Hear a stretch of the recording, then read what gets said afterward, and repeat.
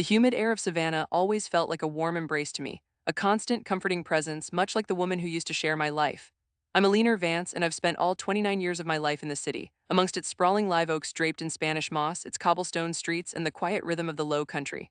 My life until recently was built on a foundation as solid and unwavering as the city's historic homes. I had a job I didn't hate, a small but cozy bungalow near Forsyth Park that I'd inherited from my grandmother, and most importantly, I had her Sarah. Sarah and I had been together for what felt like an eternity, 6 glorious years of growing up, learning, and falling deeper in love. We navigated the choppy waters of our early 20s, celebrated milestones, and mourned losses, always with each other's hand firmly in ours. We knew each other's quirks, our silent languages, the way we finished each other's sentences. 7 months ago, we made it official. We stood beneath a canopy of jasmine, surrounded by our closest friends and family, and promised forever. Married life for those first few months was everything I'd dreamed of: quiet evenings on the porch, morning coffee shared, the comforting weight of her head on my shoulder as we watched our favorite shows. Sarah was my anchor, the one person I depended on, my entire world. Then the cracks started to appear, subtle at first, like hairline fractures in an old painting. They were easy to dismiss, easy to rationalize away. Sarah started changing, not dramatically, but in ways that unsettled me. She'd become distant, her eyes often elsewhere, a shadow passing over her face when she thought I wasn't looking. Our comfortable silences, once filled with unspoken understanding, now felt heavy, pregnant with unsaid things. I attributed it to stress at work, or perhaps the adjustments of newlywed life, which everyone said took time. I tried to be understanding, giving her space, offering comfort, but the distance between us seemed to stretch day by day. The first real alarm bell rang one Tuesday afternoon. Sarah had gone out to grab lunch, a quick 20-minute errand to a deli just a few blocks away. An hour passed, then another. My phone lay beside me on the couch, stubbornly silent. Anxiety gnawed at me. Had she been in an accident? Was she okay? I resisted the urge to call, not wanting to seem overbearing. When she finally walked through the door 2 hours later, her explanation was vague, something about a long line in traffic, but her eyes wouldn't meet mine. Her usual bright smile was absent, replaced by a strained politeness. I tried to shake off the unease, telling myself I was overreacting. Later that evening, as we sat on the couch, our usual routine of watching a show and sharing a meal, something shifted. I was halfway through a bowl of jambalaya when Sarah, without warning, broke down. Tears streamed down her face, silent at first, then racking sobs that shook her entire body. My heart seized. I dropped my spoon, pulled her into my arms, holding her tight, stroking her hair. "What's wrong, my love?" I whispered, my voice thick with concern. I kissed her forehead, her wet cheeks. She pulled back slightly, her eyes red and swollen, and whispered, "I don't know, Eleanor, I just don't know." Her words hung in the air, a chilling enigma. I held her until her sobs subsided, her breathing evening out against my chest, but the knot of dread in my stomach remained. I knew with a certainty that chilled me to the bone that something was terribly, fundamentally wrong. The next 2 weeks were a nightmare. Sarah became volatile, picking fights over the smallest things. A misplaced remote, a comment about the weather, anything could spark an argument. It felt like she was looking for reasons to push me away, to create a chasm between us. I was walking on eggshells, desperate to understand, desperate to fix whatever was broken.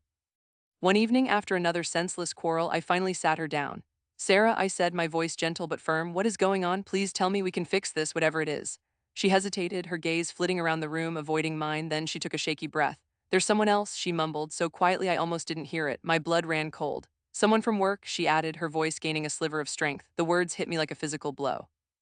The air left my lungs. My beautiful forever Sarah, talking to another guy. My mind raced, trying to make sense of it. Talking, that was it. Maybe it was just a crush, a momentary lapse, something we could work through. Our love was strong enough for anything. I clung to that hope, that desperate sliver of possibility. I pleaded with her, reminding her of our years together, our promises, our dreams. I offered counseling, a fresh start, anything to salvage what we had. I poured my heart out, laid bare my pain and my unwavering love, but her face remained impassive, a mask I didn't recognize. "I don't feel anything for you anymore, Eleanor," she said, her voice flat, devoid of emotion. "I have feelings for the other guy." Each word was a dagger, twisting in the wound. My world, once so stable, crumbled around me. 2 days later, she packed a few bags and moved out, just like that. The house, once filled with her laughter and the scent of her perfume, felt hollow, an empty shell. I was adrift, lost in a sea of disbelief and grief. Yet even then, I held on to a thread of hope. It had to be a phase, a temporary madness. She would realize her mistake, come back to me. I kept in touch, texting her, calling, always hoping to hear her say she missed me, that she wanted to come home. I took her out for coffee, bought her little things she liked just to see her, to remind her of us, of the life we'd built. I was begging, I realize now, for scraps of the love she'd so casually discarded. The final blow came over a strained dinner at a quiet little bistro we used to frequent. I was trying to talk about our future, about reconciliation, about how we could pick up the pieces. She listened impassively, then put down her fork. "Eleanor," she said, her voice betraying not an ounce of remorse, "I wasn't just talking to him. We've been sleeping together, and I'm still talking to him. I don't plan on stopping." My breath hitched, sleeping together. This wasn't a crush. This wasn't a lapse. This was a calculated, prolonged betrayal. And then the final twist of the knife. He has a girlfriend too. The world swam. The clinking of glasses, the soft murmur of conversations around us faded into a dull roar. The air grew cold, even in the warmth of the restaurant. I felt a visceral nausea, a sickening lurch in my gut. My wife, the woman I loved with every fiber of my being, had not only cheated on me but had done so with a man who was also in a committed relationship. It was a betrayal on multiple levels, a callous disregard for not just my feelings, but for the feelings of an innocent third party. I stared at her, truly seeing her for the first time in weeks, a stranger devoid of the kindness and empathy I had always associated with her. My heart didn't just break, it shattered into a million irreparable pieces. I was broken, lost, I needed help, but I didn't even know where to begin. The familiar comfort of Savannah now felt like a suffocating blanket, and the future, once so clear, was an impenetrable, terrifying fog. The humid air of Savannah always felt like a warm hug, comforting and familiar. It used to anyway. Now it just felt heavy, clinging to my skin like a shroud. I'm Eleanor Vance, 29 years old, and my world, once as meticulously ordered as the antique maps I collected, has been utterly, irrevocably shattered. For 6 years, my life revolved around Sophia. 6 years, and for the last 7 months, she was my wife, my wife. The word tastes like ash in my mouth now. We had built a life here, brick by brick, in a little two-story house with a porch swing that Sophia loved. I worked as an archivist at the local historical society, surrounded by the quiet whispers of the past, organizing old documents, preserving histories. It was a calm, predictable life, one I cherished. Sophia, with her infectious laugh and boundless energy, was the perfect counterpoint to my more reserved nature. She worked in marketing for a new tech company that had set up shop downtown, always buzzing with ideas and people. Our evenings were a symphony of shared meals, our favorite shows, and the quiet comfort of just being.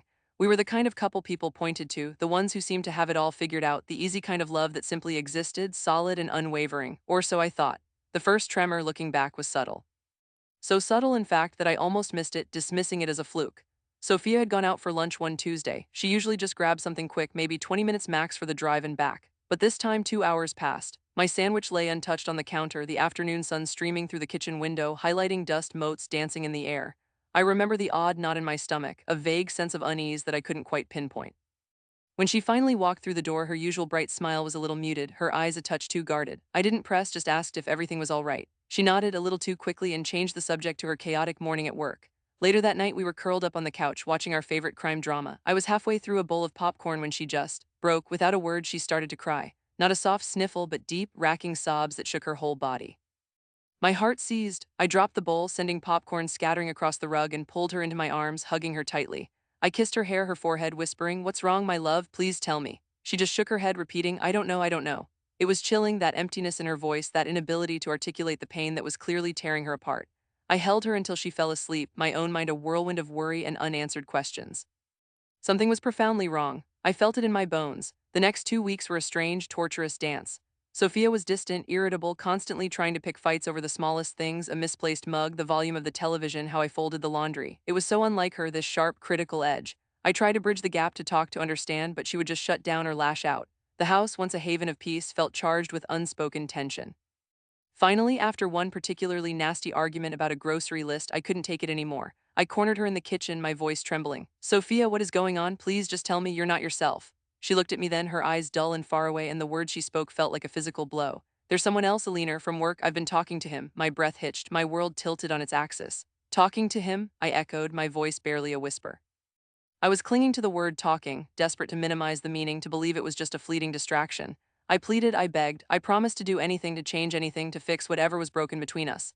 My mind raced, searching for solutions, for a way to pull her back from the precipice. We could go to therapy, we could take a trip, we could just talk it out, really talk. But she just shook her head, a cold, detached look on her face I'd never seen before.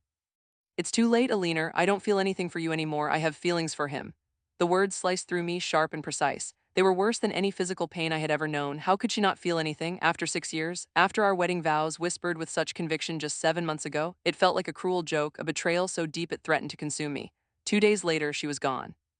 Her clothes, her books, her little quirky trinkets, all packed into boxes and whisked away, leaving an echoing emptiness in our once vibrant home. I was a ghost in my own house, wandering from room to room, touching the spaces where she used to be. Every corner held a memory, a laugh, a shared moment that now felt tainted. I couldn't believe it was over. I couldn't. I held on to a desperate thread of hope, clinging to the idea that this was just a phase, a terrible mistake she would rectify. I kept in touch, texting her, calling her, trying to keep the lines of communication open. I even took her out for coffee a few times, bought her little things I knew she liked, small gestures of love, hoping they would remind her of what we had, what she was throwing away. My friends, bless their hearts, told me to stop to let her go, but I couldn't. My dependence on her was absolute, ingrained over years of shared life. She was my anchor, my compass, and without her I felt utterly adrift. Then came the final, brutal hammer blow. We were sitting in a quiet cafe near Forsyth Park, the smell of jasmine and old oak trees filling the air. I was trying to convince her to reconsider, to come home. She looked at me, a flicker of something that might have been pity in her eyes before she extinguished it. Eleanor, she said, her voice flat, I wasn't just talking to him, we've been, fing around for a while now, and I'm still talking to him, I'm not planning on stopping. He has a girlfriend, by the way, but that doesn't seem to bother him. The words hit me with the force of a physical blow. Fing around, the vulgarity of it, the casual cruelty, the complete disregard for everything we had, everything I was, and he had a girlfriend? It was a web of deceit so tangled and ugly I felt sick to my stomach. My world, already shattered, crumbled into dust. The hope I had clung to, that fragile, desperate hope, evaporated into the humid Savannah air. I wasn't just heartbroken, I was broken, lost. I had given her everything and she had taken it, shredded it, and tossed it aside without a second thought. And as I sat there watching the world move on around me, a new, colder emotion began to stir in the wreckage of my heart. It wasn't just grief or pain, it was something darker, something resolute. It was the birth of an idea, a seed of ice in the fiery desolation. I needed help, yes, but not the kind of help my friends had offered. I needed something else. I needed justice. I needed revenge. The humid air of Savannah always felt like a warm embrace, a comforting presence that had been with me for as long as I could remember. I'm Eleanor Vance, 29 years old, and this city, with its ancient oaks draped in Spanish moss and its quiet, sun-drenched squares, was more than just my home. It was the backdrop to my entire life, the silent witness to my dreams, my heartbreaks, and most recently, the shattering of everything I held dear. For 6 years, my world revolved around one person, Sarah. She was the laughter in my quiet mornings, the steady hand I reached for in the dark, the promise of a future I'd meticulously painted in my mind. We met in college, two art history majors, instantly drawn to each other by a shared love for forgotten masterpieces and late-night talks about the meaning of life. Our relationship wasn't a whirlwind romance. It was a slow, deliberate bloom, rooted deeply in trust and an understanding that transcended words. We moved into a charming little bungalow near Forsyth Park, filled it with thrift store finds and canvases Sarah had started but never quite finished. We adopted a scruffy terrier mix named Biscuit, who thought he was a watchdog but was really just a furry shadow constantly at our heels. Life was simple, beautiful, and utterly predictable in the best possible way. 7 months ago, we got married. It wasn't a grand affair, just a small ceremony in a hidden garden with our closest friends and family. I remember looking into Sarah's eyes as we exchanged vows, a silent promise hanging in the air between us that went beyond the legalities. It was a promise of forever, of unwavering loyalty, of facing every storm together. I believed it with every fiber of my being. That day, I truly felt like the luckiest woman in Savannah, perhaps the luckiest woman on earth. The first crack in my perfect picture appeared subtly, like a hairline fracture on a beloved antique. It was a Tuesday, a day like any other, or so I thought. Sarah had gone out for lunch, a quick 20-minute run to the sandwich shop down the street from her office. She worked in marketing, a job she'd fallen into but seemed to enjoy well enough. I was working from home that day, tangled up in a particularly stubborn piece of copy for a client. The clock ticked past 20 minutes, then 30, an hour. I wasn't worried, not really. Maybe the line was long or she ran into someone she knew, but then it stretched to 2 hours. When she finally walked through the door, my initial relief quickly morphed into a quiet unease. Her eyes, usually so bright and full of life, were distant, almost clouded. Her smile, which she offered as an apology for the delay, didn't quite reach them. Rough day at the office? ID asked, trying to keep my tone light to brush away the strange feeling that was beginning to prickle at the back of my neck. Something like that, she'd mumbled, avoiding my gaze as she headed straight for the kitchen. Later that evening, we were curled up on the couch, watching our favorite show, a silly British drama that always made us laugh. I was eating a bowl of ice cream, enjoying the familiar comfort of her weight against my side, and then without warning she just broke down. Silent, wrenching sobs shook her frame, and a cold dread seized me. I dropped my spoon, the clatter echoing in the sudden silence. I pulled her closer, my arms tightening around her, pressing kisses into her hair. "What's wrong, love?" I whispered, my voice thick with concern. "Tell me, whatever it is, we'll face it together." She just shook her head, unable to speak, her tears soaking the front of my shirt. "I don't know," she finally choked out, her voice raspy. I don't know." That was the moment. That was when the subtle hum of unease transformed into a jarring discord. I tried to push it away, to rationalize it. Stress at work, a bad day, hormones, anything but what my gut was screaming. For the next 2 weeks, the tension in our small bungalow became a tangible thing, a heavy blanket draped over everything we did. Sarah was withdrawn, jumpy. She started arguments over the smallest things, a misplaced remote, a forgotten chore, the way I folded the laundry. It was unlike her, this constant friction, this need to create distance. Finally, I couldn't take it anymore. One evening, after she'd snapped at me for daring to hum along to the radio, I turned to her, my voice steady despite the tremor in my hands. "Sarah," I said, her name a plea. "What is going on? Please just tell me. We can fix anything, but you have to tell me what's wrong." She stared at me, her eyes brimming with a mix of fear and something I couldn't quite identify. Was it guilt? Her shoulders slumped, and a long, shaky breath escaped her lips. "Theirs." "There's someone else," she whispered, the words barely audible, yet they struck me like a physical blow. "From work, I've been talking to him." My heart seized in my chest, a vice gripping it tight. Talking, just talking, my mind desperate for any shred of hope latched onto that word. Maybe it was a fleeting crush, something she could walk away from. I felt a surge of adrenaline, a desperate need to fight for us, for the life we'd built. "Okay," I said, my voice surprisingly calm. "Okay. We can work through this, we can go to therapy, we can talk, we can fix this, Sarah, we love each other." But she just shook her head again, that same defeated gesture. I don't feel anything for you anymore, Eleanor, not like that. I have feelings for him." The air left my lungs in a whoosh. It wasn't just talking, it wasn't a fleeting crush, it was over. Just like that, 7 years of shared history, 7 months of marriage, reduced to a cold, clinical statement. The betrayal was a physical ache, a searing pain that spread through my entire body. I stumbled backward, clutching at the counter for support, my vision blurring. 2 days later, she was gone. Boxes packed, a hurried goodbye, a key left on the kitchen table. The bungalow, once so vibrant and full of our life, felt vast and empty, the silence deafening. Biscuit whined at the door for days, confused by the absence of his second favorite person. And I was a ghost in my own home, moving through the motions, unable to truly believe this was happening. Despite everything, a sliver of hope, a foolish, desperate little ember, flickered within me. I kept in touch. I texted her, called her. I even took her out for coffee, bought her little things she liked, trying to rekindle something that was clearly dead. I thought maybe if I showed her how much I loved her, how much I was willing to fight, she'd see what she was giving up. I was clinging to the past, to the woman I thought I knew. Then came the final, brutal blow. We were sitting in my car, parked by the river, the setting sun painting the sky in hues of orange and purple, a beautiful backdrop for a horrific truth. I was still pleading, still trying to understand, still begging her to come back. She finally looked at me, her face unreadable in the fading light. "Eleanor," she said, her voice flat, devoid of emotion.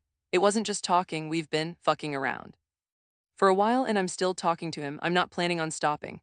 Each word was a hammer blow, shattering the last fragments of my hope, grinding them into dust. But she wasn't finished. As if the knife hadn't twisted deep enough, she added, almost as an afterthought, "And he has a girlfriend too." The world tilted. My stomach lurched, and I thought I might be sick. Not only had she betrayed me, but she had done so with someone who was also actively betraying someone else.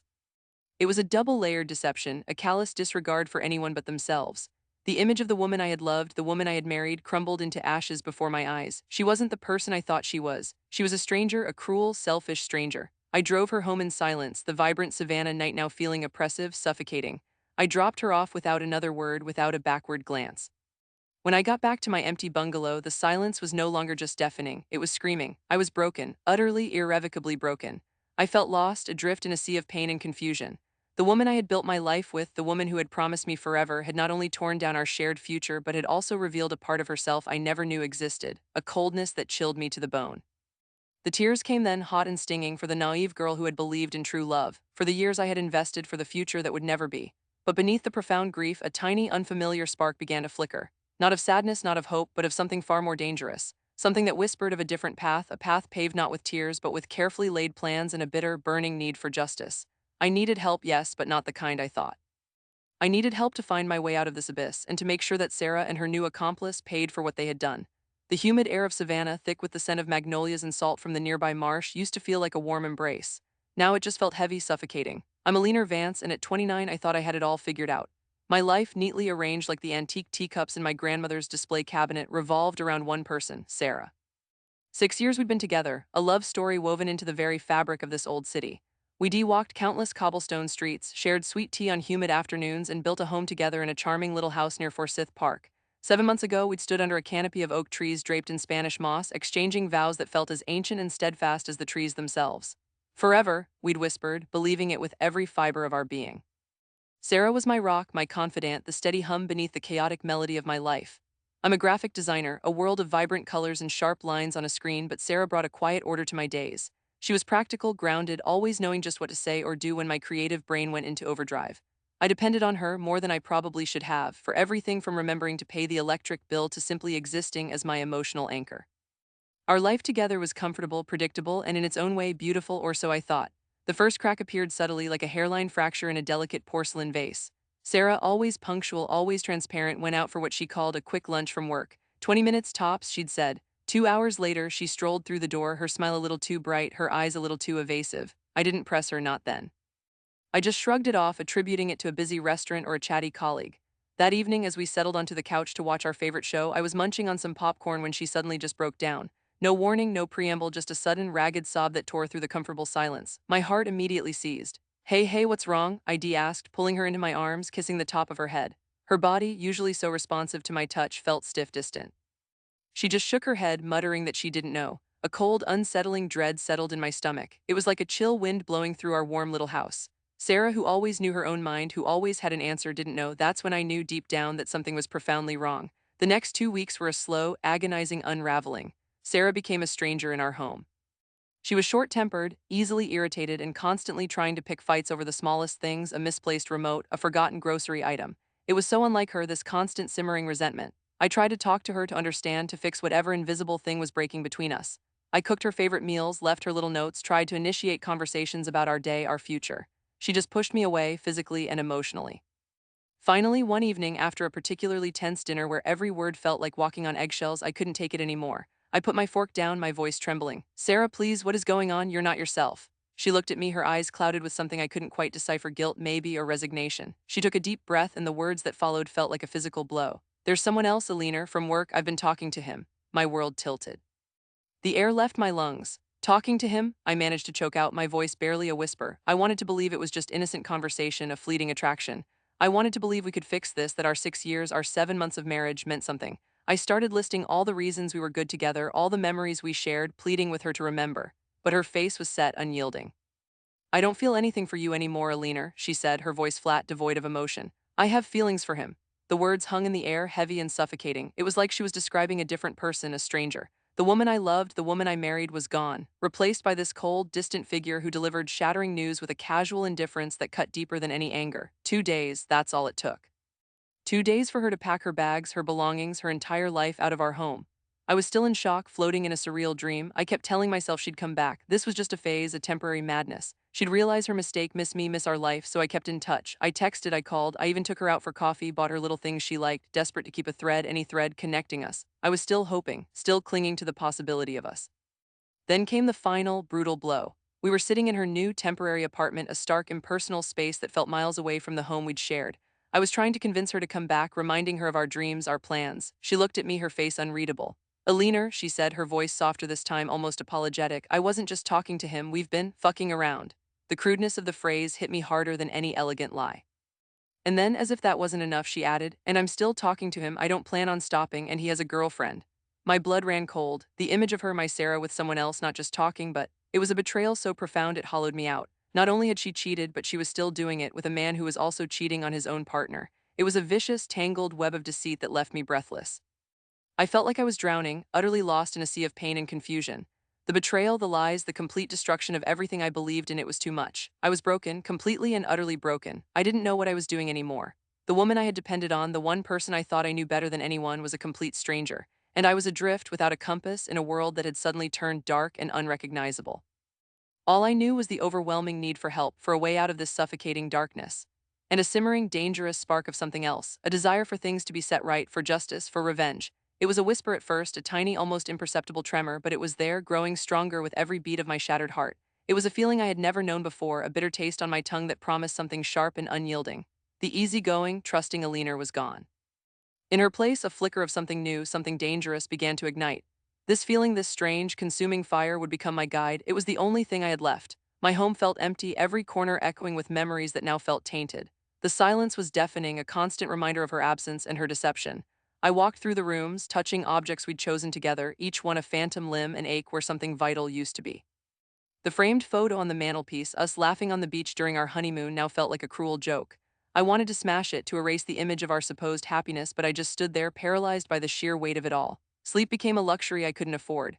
My mind raced, replaying every interaction, searching for clues I might have missed, for signs of her deceit. How could I have been so blind, so trusting?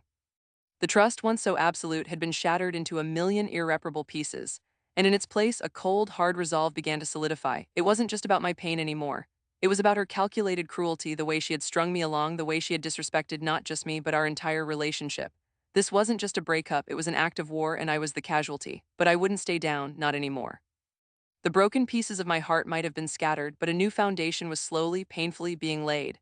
A foundation built not on love, but on something far more potent, a desire for recompense. The quiet, gentle Eleanor Vance was gone, replaced by a woman who was beginning to understand the true meaning of poetic justice.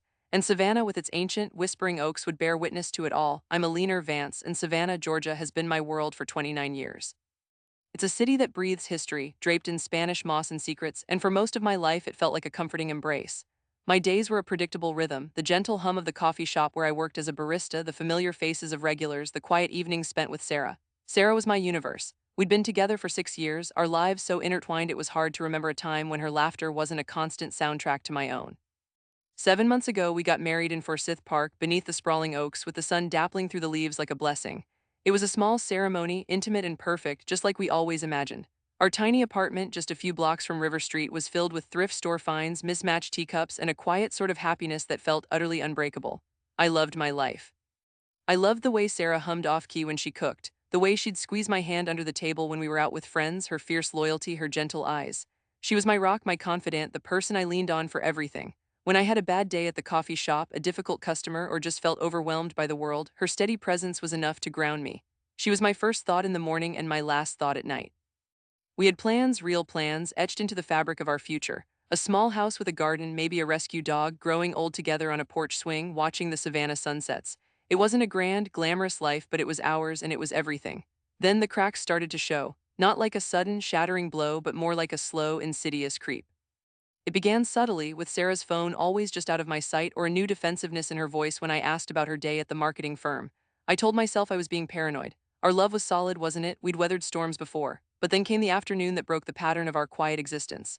Sarah had said she was just running out for lunch, a quick 20-minute errand to grab a sandwich from that new deli on Broughton Street. 2 hours later, she walked back through the door, her face pale, her eyes distant. My stomach knotted. "Everything okay, babe?" I asked, trying to keep my voice light. We were settling down to watch our favorite show, a cheesy detective drama we'd followed for seasons. I was halfway through a bowl of leftover pasta, trying to ignore the growing unease. She just shook her head, a strange tremor passing through her. Then, without a word, she crumpled onto the couch beside me, her shoulders shaking, silent tears streaming down her face. I dropped my fork, my heart leaping into my throat. "Sarah, what is it? What's wrong?" I pulled her into my arms, hugging her close, kissing the top of her head, tasting the salt of her tears. "Tell me, please," she just sobbed, a deep, guttural sound that tore at my insides. "I don't know," she choked out, her voice muffled against my shoulder. "I just don't know." That was the moment. That was when the first seed of doubt, cold and sharp, planted itself in my heart. Sarah, who always had an answer, who always faced things head-on, was suddenly adrift. The next 2 weeks were a blur of hushed phone calls from her, frantic texts she tried to hide, and an almost desperate attempt on her part to pick fights with me. Small things, insignificant things, would suddenly become huge arguments. The dishes weren't put away right, I'd left a light on, my voice was too loud. It was as if she was trying to create distance, to build a wall between us. Finally, I couldn't take it anymore. The silence, the tension, the feeling of her slipping away, it was a physical pain. One evening, after she snapped at me for leaving my shoes in the hallway, I put my foot down. "Sarah, stop," I said, my voice trembling despite my best efforts to keep it steady. "What is going on? You've been like this for weeks. Just tell me, please." She looked at me then, her eyes red-rimmed and full of a sadness that mirrored my own. "Eleanor," she whispered, her voice barely audible. There's someone else." The words hit me like a physical blow, stealing the air from my lungs, the world tilted on its axis. "Someone else?" I repeated, my voice a hollow echo. "Who?" From work, my mind raced, trying to piece together the fragments of suspicion I'd been fighting for weeks. She nodded, tears welling up again. "His name's Mark. He's new in my department." My head spun. 6 years, 7 months of marriage, all of it crumbling, but we're married, Sarah, we love each other, we can fix this, right? We can go to counseling, we can work through this. I was desperate, clinging to any shred of hope, any possibility that this was just a terrible, temporary mistake. She pulled away from me, her gaze fixed on the wall behind me. "I don't know, Eleanor, I don't feel anything for you anymore. Not like I used to. I have feelings for him." That was it, the final nail in the coffin. The words were a death knell to everything we were, everything we had built. 2 days later, her bags were packed. She moved out, taking with her not just her belongings, but a piece of my soul. The apartment felt impossibly empty without her, the silence deafening. Every corner held a memory, every object a reminder of a future that had been stolen. I was in shock. I couldn't believe it was happening. I kept telling myself it was a phase, that she'd come to her senses, that she'd realize she'd made a terrible mistake and come running back to me. So I kept in touch. I texted her, called her, hoping to hear that familiar spark in her voice, that hint of regret.